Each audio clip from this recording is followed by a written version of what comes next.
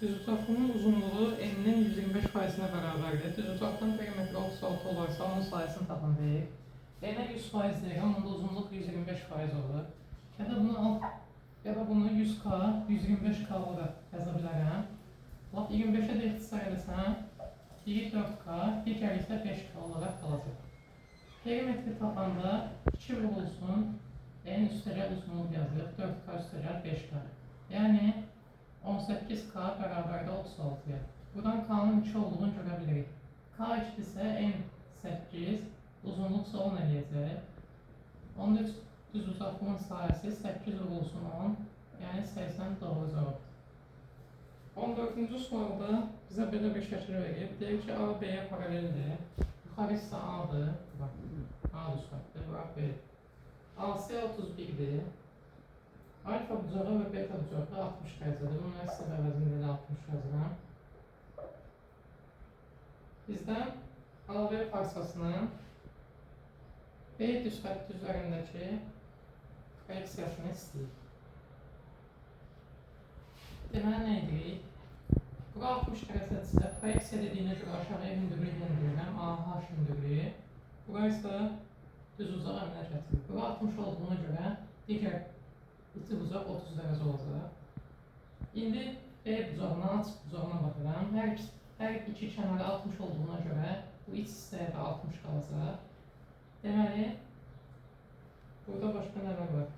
Bura 60-dırsa, daxili çarpazı da bura da 60-dır. Onda yerdə qalan bu bucaq da 60 dərəcə olur. Deməli, ASB bucağı bərabər tərəfli bucaq. Bura 31-dirsə, bura da 31-dir. AB-nin proyeksiyası da ABH bucağında 30 dərəcəli bucaq qarşısındakı katet olur. Yəni BH 31-in yarısına bərabər olacaq. 15 tane, onda 5-ə.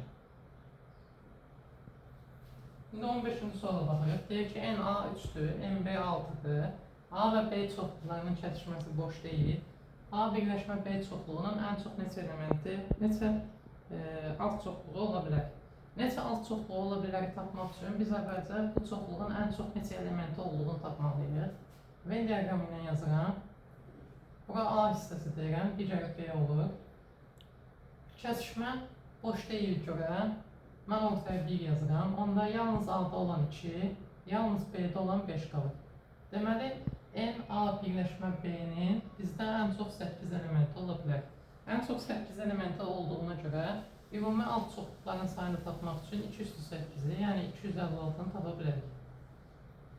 16-cı sualda bizə düz uzaq verir. Burada deyir ki, D nöqtəsi AP hipotenuzu üzərindədir. AC CD-yə bərabərdir. AD 6-dır.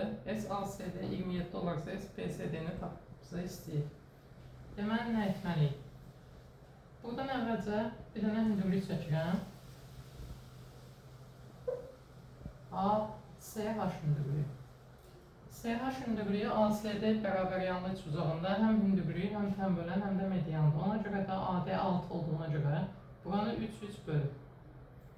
Daha sonra nə edirəm? SACD 27-dir. Bunu tapmaq üçün mən CH-ı AD-yə vurub 2-yə bölməliyim.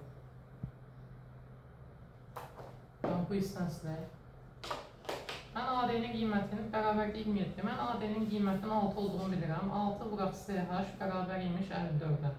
Onda CH-ın uzunluğu 9-dur. Bura 9-dur. İndi başqa nələri tapmaq lazımdır. CH 9-dursa, belə bir xassə var idi. Hipotenuzdan düz uzaq təpəsindən çəkilmiş hündürlüyün kvadratı, onun hipotenuzda ayırdığı hissələrin, yəni AH və BH-ın hasilinə bərabərdir. 81 bərabərdir 3 vuraq BH. Buradan da BH-ı 27 tapa bilirəm. BH 27-dir, HD 3-dürsə, onda BD hissəsi 24 olacaq. Bizdən üç uzaq BCD-nin sayısını istəyir. BCD-nin sayısını tapmaq üçün hündürlüyü, yəni 9-u vururam BD-yə, oturacağa, çəkildiyi oturacağa, bölürəm 2-yə.